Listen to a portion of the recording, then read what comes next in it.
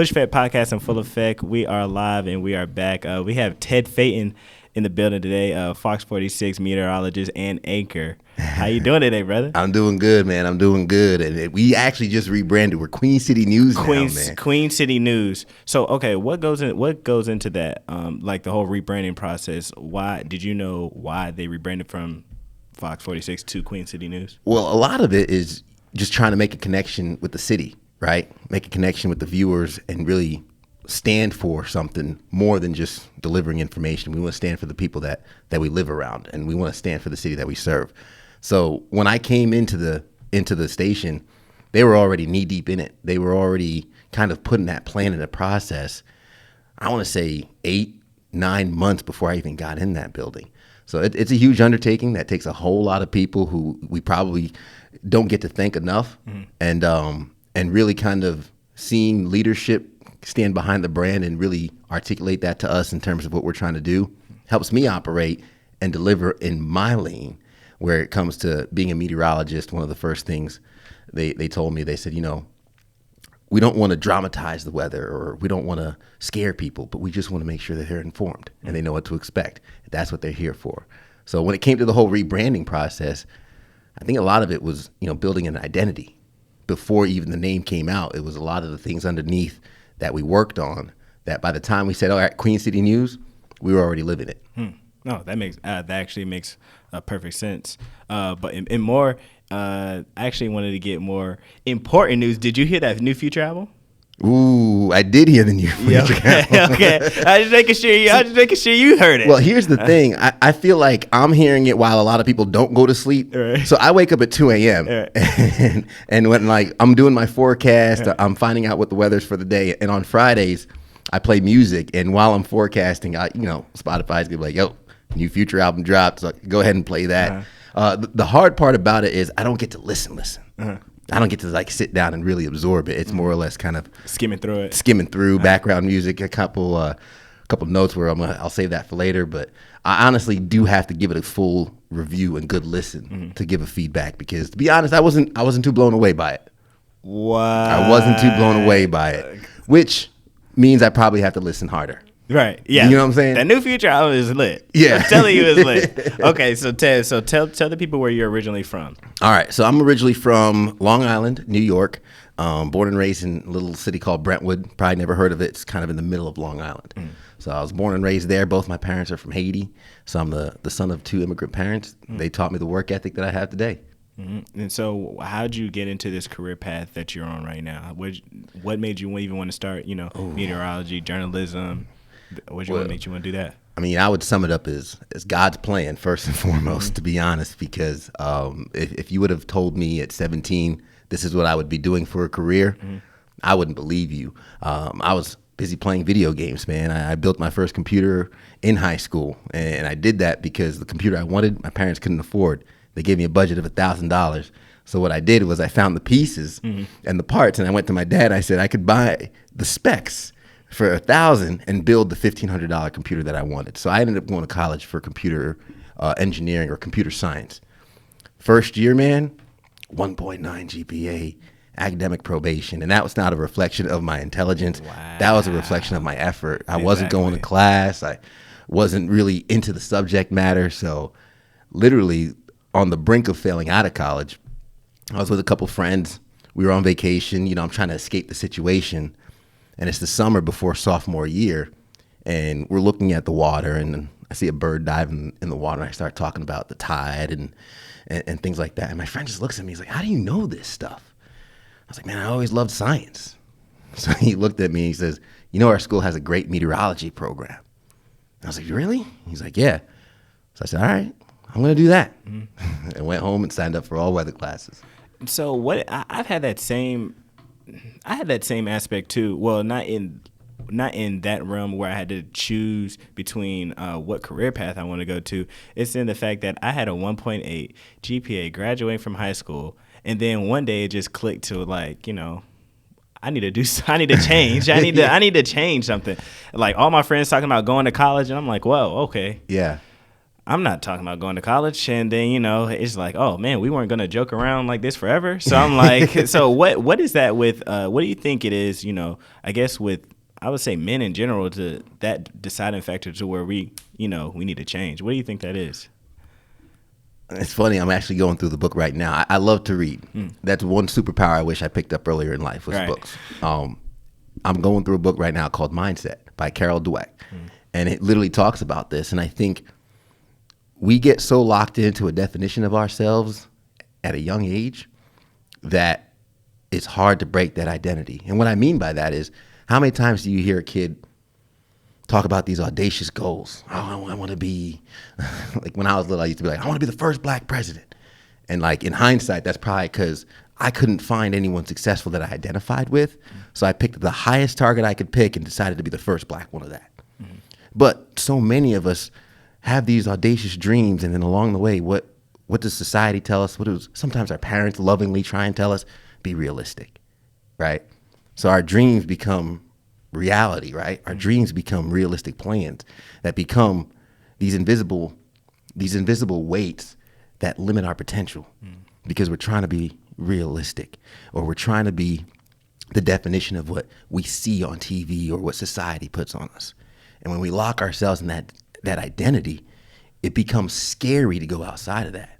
It becomes scary to take that step, especially if we don't have anybody that we identify with in that direction. Of course, when I was a little kid, I didn't see meteorologists growing up and thinking, I want to do that. I didn't see anyone that looked like me. So I think when we start breaking our own identity, or when you look around, you're like, you know what, this ain't it. Sometimes there's two catalysts to change, right? There's one where we decide to change, and there's some time where the situation is just so bad we have no choice but to change. And unfortunately, so many of us wait for that second opportunity. I was one of them. 1.9 GPA. I had to make a choice, bro. I had to get serious about something. And that's what the catalyst for change for me became. That's probably the foundation for where I am today. But, I wish so many of us wouldn't wait till that second point.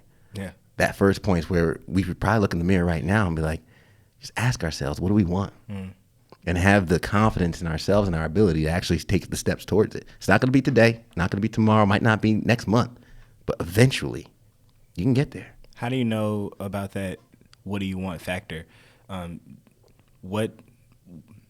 think a lot of people would struggle with is like knowing where to start. And so it's like okay, it's like I want this, but where do I go from here? How do you know where to start or where to go, or even knowing that want to, be this or be that, Emmanuel, man, everybody has their own journey. Yeah. And I explain it like this, because me and my wife had this conversation all the time. She's like, well, you know where you're going. I'm like, if you're in the middle of a dark room and you can't see anything, standing there saying you don't know where you're going doesn't get you anywhere.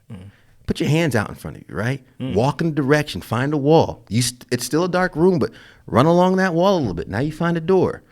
You might still not know where you're going, but at least you're not where you were. At least you're farther. You're a little deeper. So for me, the image of what my goals look like today were not vivid when I first started taking those weather classes. As a matter of fact, the very first class I sat down in sophomore year, the professor, and I'll give you my government name, he goes, "Who's Edward Phaeton?" Raised my hand. He said, "You're in the wrong class, but sit here and tell me if this is what you want." For the next 45 minutes, he proceeds to go through thermodynamics of the upper atmosphere, things that go way over my head. And then I sit in his office afterwards. His name was Mike Landon. And he said, "Son, you have to take calculus 1, 2, physics 1, 2, chemistry, and statistics before you even sit in that class. What are you doing?" And I told him my situation. So he looked and he says, "All right, well, you're going to have to do 5 years." I said, "You call my dad and tell him that, because that's not going to fly." Right. So he's like, "Well, you got a 1.9 GPA. You need a 2.5 to declare your major by the end of sophomore year. You could probably make it work if you decide to work, if you take a summer semester." I said, "Done. What else?" He said, "Well, you can't get below a 3.0 for the rest of your college career." Done. What else? "All right, you take this class, this class." He laid out a playbook. I remember his name vividly because he sat down with me for 3 hours mapping out the next 3 years of my life.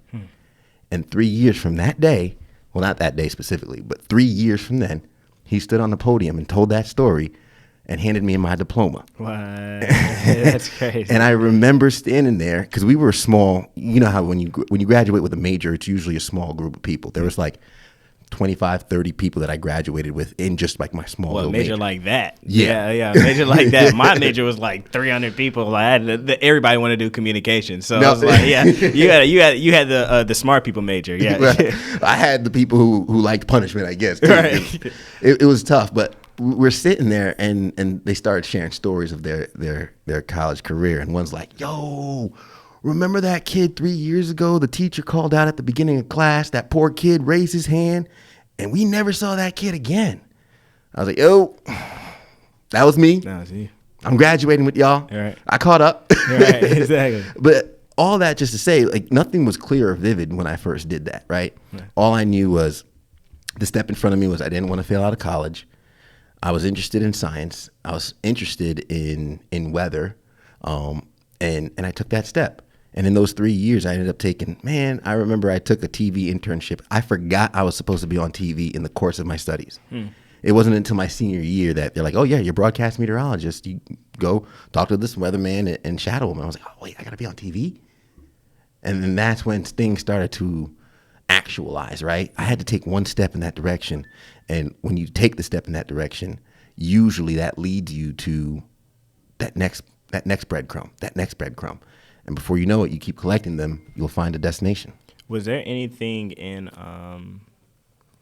meteorology? Is there anything in meteorology that you can't, like, you can be behind like a not a desk, but like watching the weather or anything like that? Oh yeah. Like, so you wanted to be in front of the camera, or so why? What made you? What's that deciding factor like? So there are meteorologists who extend their schooling. They're way smarter than me. They get the master's degrees, the PhDs. A lot of them work in the private sector.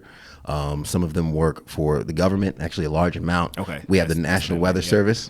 Yeah, the National Weather Service is literally, you have offices all over the country, right? Because ultimately, I'm a communicator from the National Weather Service and really just what's happening in our atmosphere to the public on what to expect. The National Weather Service and our jobs is to protect people, property, and profits, right? People, property, profits. Protect the lives, and then protect the property that you live. And obviously you hear how much these storms cost. Protect the revenue, protect that money. So at the end of the day, we're trying to save lives because these storms could be deadly. So you have people who work with the National Weather Service. Those are offices all over the country. You also have research meteorologists who are working on better understanding how tornadoes form, how hurricanes form, the track of the hurricanes. If we were talking 20, 30 years ago, the lead time, which is the time ahead of a storm, we could let someone know something's happening. When it came to a hurricane, might have been like a day or two. Now I can tell you a week out we have something coming. You could better plan for it. These severe storms that we get, we had thunderstorms yesterday. We have thunderstorms again in the forecast tomorrow. I can give people a heads up that, hey, you should be all right, but 2 o'clock to 4 o'clock, you might want to, keep your head on a swivel. Those are capabilities we didn't have 20 years ago to be that accurate or that precise. So there's a whole bunch of meteorologists that are continuing to study these patterns, study how they form and understand more of our atmosphere so we could eventually have the most time possible to prepare for when things get dangerous. Okay. And so, when you were in this industry, coming along in the industry, how long have you been in this industry so far, though? Almost a decade now. 10 years. Yeah. When you were in this industry, there was not a lot of people that looked like you in the STEM and meteorology and science. All this. STEM is all of that, right? Yeah. STEM is all of that, right? I'm over here trying to think of different categories, but yeah, STEM is all of that. How was that for you? Yeah. Not seeing a lot of people like you in this industry.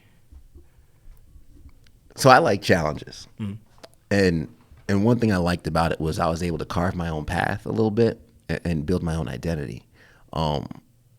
Secondly, I was able to, I'm really good at, and I love to use the kind of the reference of you're eating fish. You take the meat, leave the bones, right? I grew up, my parents put me in Catholic school. I grew up around predominantly white people. So I always knew how to learn from my surroundings while also keeping my identity. You know, it was a unique upbringing where there was an identity crisis for a while. I would say, you know, I was too black for the white kids, but too white for the black kids, right? I didn't know where I fit for a while. And for a long time, I used to beat myself up. Why don't I fit in here or there? And then it wasn't until even after college I discovered, okay, I'm supposed to stand out, right? Standing out is actually what gave me my opportunity in the career in the first place. So for me, a lot of that mindset was count the gifts that I'm given, not the handicaps I'm playing with, right? And honestly, there were a lot of people in the industry behind the camera, behind the scenes that I was able to lean into. One of my good friends, Lamar, he was at the first station that I started with. He's with ESPN now. He came out of Flint. He was able to bring me to his hometown, show me around. I was able to build a bond with him, and it was off camera. But the comfort off camera gave me that comfort in front of the camera. When you move to a new city and you don't know anybody, like when I first got the career in TV, you move away from home typically to get into the industry. Boom. You're in a new city. You don't know anybody. The closest family I had was about 750 miles away. What do you do? Well, that's an opportunity to build your identity. That's also an opportunity to start anew. But you learn a lot about yourself. And I've done this move 3 times now. And it's ironic when I look at the friend groups that I've built in each city. When I bring them all together, they click. Because I'm a common denominator in all that. A lot of us don't give ourselves enough credit or blame for the surroundings that we have, because we're the common denominator in all of it, right? So I was able to find mentors, find people in the industry and outside of the industry that I identified with, and also great organization, NABJ, National Association of Black Journalists. That conference was the eye opener into we're here, we're just spread out. You know, we're here, we're just spread out. Exactly. So also finding those environments where I'm a big proponent of everybody should have some place to go, and we should all have some place to gather.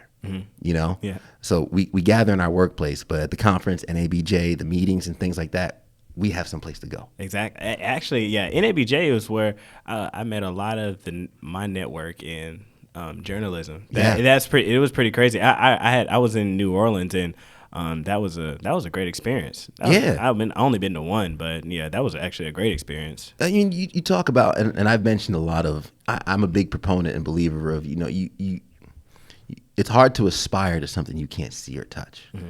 And NABJ for me not only just showed us the amount of support and the amount of people like us in the industry and the amount of minorities, but it also put the top of the top right in front of you. You know, I'm walking by, you know, the ESPN booth and all the big 3-letter companies and interacting with the people who I've only watched on national TV. And they're like, hey, you know, how you doing? Where are you at in your career? And it makes a human aspect to it. And it also makes it attainable. And that's the key, right? We talked before about, you know, we stay in a certain zone. We don't go anywhere. Once it makes it attainable, you know, we break bread, we have a drink together, we talk, and you're like, oh, man, this person puts on his pants one leg at a time just like me. Exactly. Like, okay.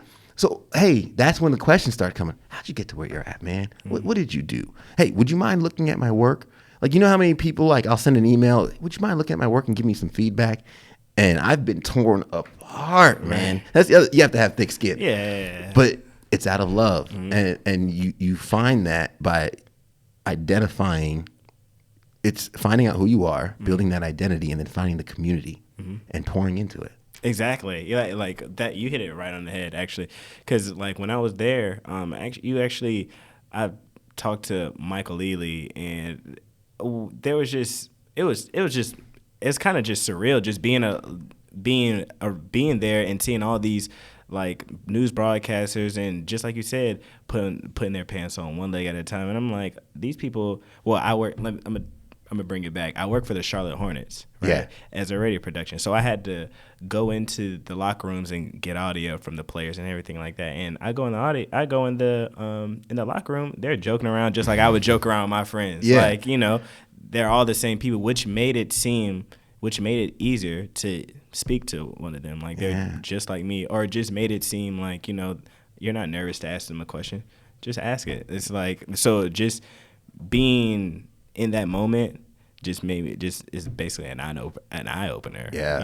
You walk in there, they talk about the new Future album. Yeah, exactly. It's just a new Future album. Yeah. I seen Draymond Green talking about Klay Thompson's khakis. So he was just like, bro, those khakis are too high. He was a lot more colorful than what I'm saying. But it was just one of those things that it was just an eye opener that people are just people. Like we're all people. And I've actually had some of my work, ripped apart when I was there too. When I was at NABJ there, I was like, yeah, this is that. And I'm like, okay, I'm gonna work on that. And it's just top of the top people just really trying to help you. You know? One dude looked at me. I showed him my reel. He stopped and said, well, first it ain't it. First he looked at me, then looked at the screen, loaded up an air shotgun and shot the screen. Oh no. And then he watched for like another minute or so, and then he stopped. He was like, all right. But he led with, he goes, you make me want to quit my job and just coach you because you got it. But so he started with the compliment, and then he leaned into, this is why this sucked, this is why that sucked. And it was amazing because it was something as simple as, he goes, you spent 6 seconds telling me the temperature in this area, this area, this area. I could pull that up on my phone. Tell me something I can't just look up, right? So then he's teaching me like, okay, your job, you could tell the weather, but in the world we live in, you could ask Alexa, you could ask anybody, why am I coming to you, Ted? Right? Well, maybe I can give you the tidbit saying, okay, like yesterday was 88 degrees. Cool. It was hot. Yeah, yesterday was also the hottest day of the year we've had so far. Your app won't tell you that. Right. Or, hey, today is actually a good day if, talking to the fellas who play golf. Hey, set your tee time today because we have showers and storms and stuff in the next couple of days, and after that the next clear day is Mother's Day, and you better not go golfing on Mother's Day, so go today. Right? So it's like, okay, not just thinking about the weather, but how does it impact people? For the past 5 years I was actually an anchor, man, and while I was anchoring I was missing meteorology, and in that process I became a homeowner. And I'm never gonna forget, I told my wife, I was like, babe, if I become a meteorologist again, it's over. She's like, why? I was like, well, I understand the plight of a homeowner now. I understand when we haven't gotten rain for a while, I need some rain because my grass is getting crunchy. Right. I'm tired of paying this water bill to run the irrigation system. So now I'm learning how this actually impacts people. So I'm not speaking to what the weather's doing, I'm speaking to the impact that it gives you. Exactly. So man, that just kind of like, gives you a whole different aspect of your job in a sense, right? Like, so it's actually good that you actually went through that. So Emmy Award winning, how did that come about? Talk to me about that. Then it's funny how the year before I won the Emmy, and it was a team Emmy. So shout out to everybody on the team who was covering Hurricane Dorian. And this is funny because I was actually on the anchor desk for this, not the meteorologist. But a year before, we were nominated for an Emmy. We went down to Atlanta, the black tie event, got the tux on, the pictures and everything. That was 2019. And it was a great night. Congratulations to all the winners, but we didn't come home with that hardware. And your boy took a little tough. I was like, man, what do I got to do? And then I realized, what we do is not about that hardware, right? So next year, it's 2020, and it was virtual. And I'll be honest with you, man. It's a Saturday night. I'm at home with my wife. I forgot what I was doing. I got a text message while it was going on, while the Emmys were going on. Somebody else was watching the Emmys virtually, and they're like, yo, we won. And I was like, wait, hold on. And I'm sitting there in like disbelief because I have a vision board, right? And on the vision board, I have the images of things I'm trying to manifest in my future. And one of them is an Emmy. And I'm like looking at my phone and I'm looking at my wife like, this doesn't make sense. And I pull up and we're watching the virtual, and obviously they're past our award. So then I'm looking at the email, and the emails coming into our newsroom like, oh, we won. And I'm like sitting there 9 o'clock on a Saturday, just like, babe, I think we just won an Emmy. she runs over to the vision board and goes in and checks it off. And I was so happy it happened that way versus, how most people would imagine, like, oh yeah, you're at the award show, you get to go up. And I had a speech prepared for the year before. There was no speech. There was no crowd. There was no applause. It was just a text message. You got an Emmy. And when that realization hit, called my mom, called the people I love, and I got to have that moment with them. So honestly, that was the experience in getting it. For me, it's a reminder of what you're capable of. I never thought of the accolades when getting in the business, and then along the way, there's some weight to it, right? And when it became possible, like that first nomination, you get excited for it. Then it took not winning it and then winning it the way I did to realize, okay, might be someone's opinion of my work, which does have some weight to it. But the real reward is really the team that you do it with, right? And it's really the way in which you execute that. I was looking more at the process of winning it than the goal of winning it. And that's what I think for me, when I see it every day and when I look at it, it's a reminder of do good work, because when it comes to that, you submit your best video. And in terms of how many days, we're on at least 200 days out of the year that I'm working, right? And if I send one video and I win an award for that, just like Instagram, just like Facebook, just like social media, everybody has a highlight reel, right? And it's great to submit my highlight reel. But I look at that thing every day as in, no, this is the caliber you show up every day. You don't want it just a highlight reel. You want to make that consistent and live up to the standard of the award you want to be worth. That makes perfect sense. So now that I heard that from you, now it just makes me just want to, just do that every day. Just come into where I do MMA, so I just come in the gym with that. Sometimes I don't like going to the gym every day, but it's just one of those things that you just got to put that work forth. Yeah. It's just one of those things you just got to keep your nose to the grind and just keep doing it, keep showing up. Yeah, it's like the journey is the destination, right? You fall in love with the process, success will come. I spent so many times, and my wife will tell you, my parents will tell you, my friends will tell you, I am impatient, man. Like, I'm so impatient. Like, I don't wait for the microwave to hit 0. I take that out at 1, That's me. But being impatient does have its downfalls, right? The goals you're working for. You get sloppy in the process when you're trying to rush the goal. So the reframing for me has been, okay, just be present, be right here and now, be right here and now. I did this new thing with my calendar where I block time off. I literally call it time blocking. And if I showed it to you, it's all color coordinated. And people are like, man, doesn't that stress you out? Like, you have almost every minute of the day planned out. I'm like, no. Because like right now we're recording this podcast, I'm 100% here because I know the things that I have later on to do today or whatnot, I've already allocated the time for it. The time with my wife's already allocated. The time for my sleep's allocated. So I could be 100% present, not checking my watch every 3 seconds and actually execute effectively in the realm I'm in. We live in a distracted world. You get a notification. How many of us are puppets to our phone? You get a notification. Hold on. You'll stop a conversation with somebody to check your phone. Right. Who's in control, right? And it's funny because people are like, what time do you go to bed? I go to bed around 7:30. And someone's like, nobody calls you past that? No. I don't pick up past that. Nobody calls me past that. Anybody knows me knows that I'm not worth anything to you after 7 p.m. on a weeknight. So nobody calls me. So you almost also train your surroundings to the schedule in which you live.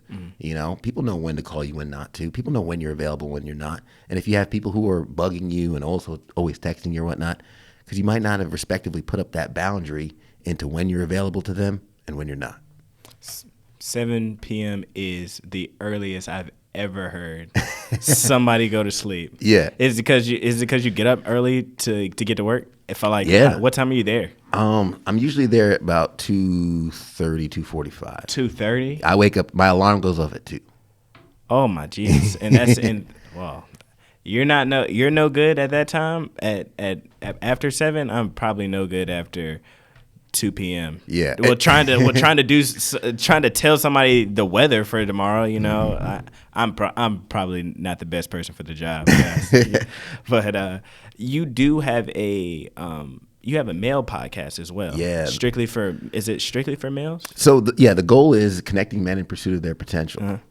It's called The Modern Man, and that's been a kind of like a passion project of mine for a few years now. And it started with just kind of me realizing how blessed I was and how important something like this is needed in terms of just the suicide rate amongst men, the mental health issue for men. There were two books I read. One was No More Mr. Nice Guy, which kind of just taught me how to make my priorities and set my priorities, right? But it also talked about how a lot of men growing up don't have male role models around them or positive male role models. And then the second book I read was Mask of Masculinity by Lewis Howes. And that showed me the staggering numbers of suicides. For example, 2018, 70% of suicides were male. Men commit suicide 3.5 times more than women in 2018. I should note women do attempt suicide 1.5 more times than men. So this is a mental health issue, right? And the two things I noticed was, okay, men are being affected by mental health and men are isolated. What do they need? All right, we need space. We need to talk about real things. I know what the game was last night, and no disrespect to the Future album. I heard the Future album, right? But also kind of like the shirt I'm wearing is for Modern Man. It says, you good? Because we don't ask each other, are you good enough? I'm probably one of the proponents of it too, is always just, not asking for help. I don't want to inconvenience you by asking for help, or I don't want to swallow my pride to ask for help. So I walked around for a long time, man, just swallowing my problems.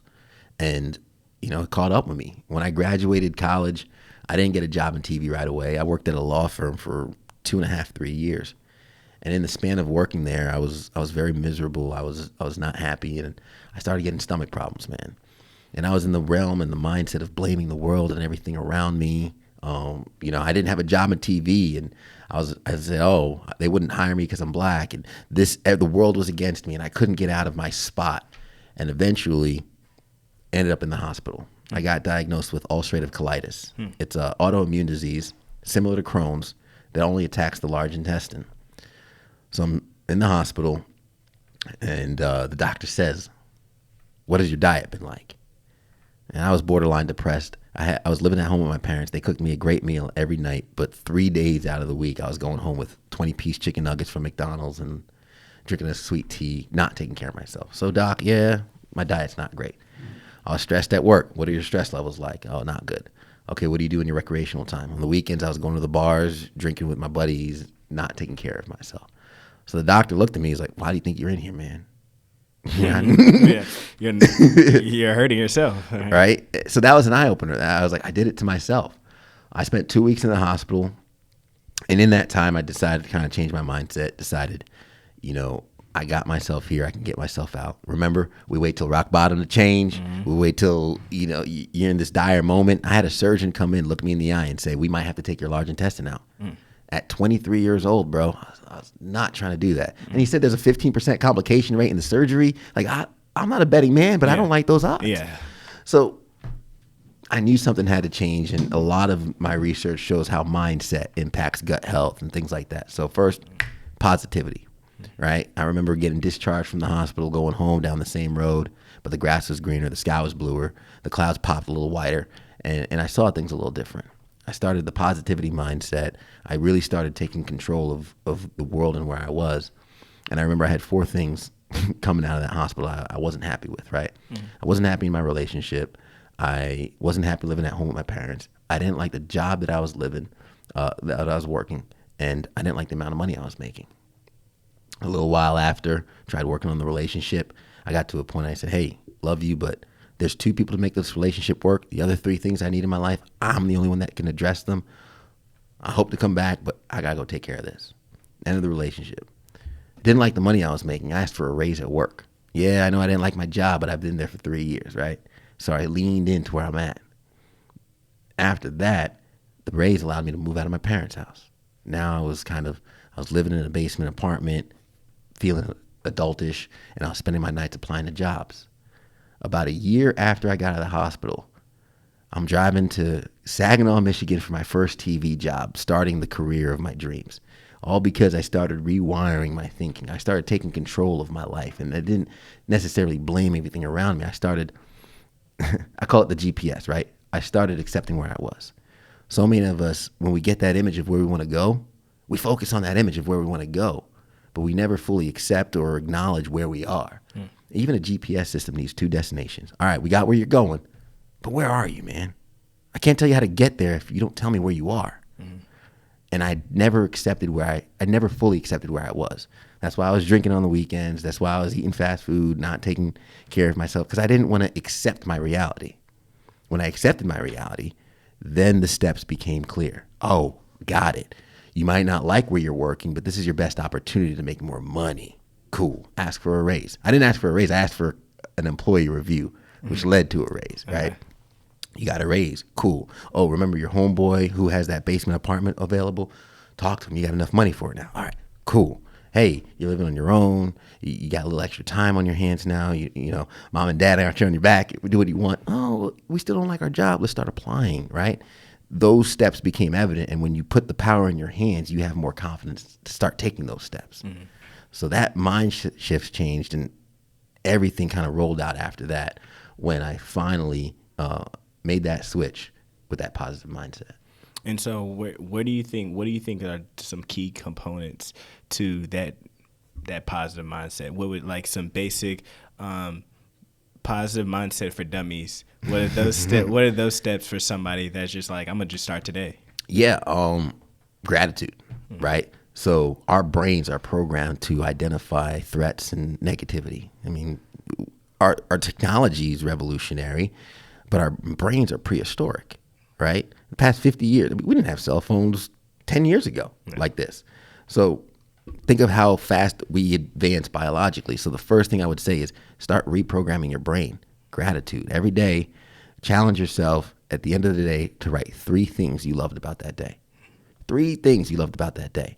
So that's going to restart reprogramming your neurons to start firing towards some positivity. You know, like I said, going down the same road. The grass is greener, the sky is bluer. The grass was the same grass, the sky was the same sky. I was looking at it with a different perspective. So rewire your brain, start leading with gratitude. Number 2, start complimenting people. If I'm out in public with you, I might embarrass you because I'm going to go and be like, yo, dog, love your shoes, or girl, you're killing that hat. And I'm just giving a genuine compliment. Why? Because it makes that person feel good. If that person feels good, and I'm the reason that person feels good, I feel good. All of a sudden I feel good, and I see a different light in the world. That's how the positivity starts leaking in, right? We attract that which we put out. So if you become a positive person, you start attracting positive people in your world. And I'm a big proponent of the law of attraction, but I also believe you have to work in forms of that, right?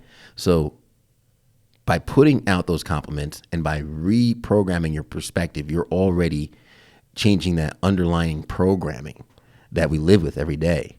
It takes intentionality to change that programming because, like I said, we're on autopilot, man. We get an identity, it's comfortable, we stick in it. We don't want to break that. But once we start taking the intention, gratitude journal, giving people compliments, little good deeds here and there, that's going to kind of just reshape your experience in the world, not just by how you see things, but also how people will react and treat you. That just makes a whole lot of sense. And I'm about to take that. I'm going to do that. I'm going to actually do that today. Yeah. Hey, so I always like to end it off with something positive. So I want you to give some advice to yourself 5 years from now. 5 years from now. So in the future. Yeah.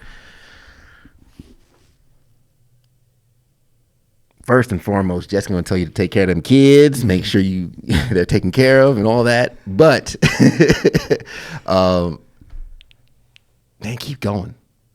5 years from now, I could tell you when it comes to bettering ourselves and stuff, it can get daunting, it can get tiring, but you've come so far, man. And I'm imagining that I'm listening to this right now. So Ted, when you were recording this, talking to yourself, you were only dreaming of the problems that you have right now. You were dreaming of these problems. And yes, they are still problems, but you were blessed to have them. And every step along the way, you've grown, Every challenge that's came, you've overcome it. You will overcome this. This too shall pass. Make sure that kid's taken care of. Just gonna whoop that booty. But keep going, man. Keep going, because you're only getting started.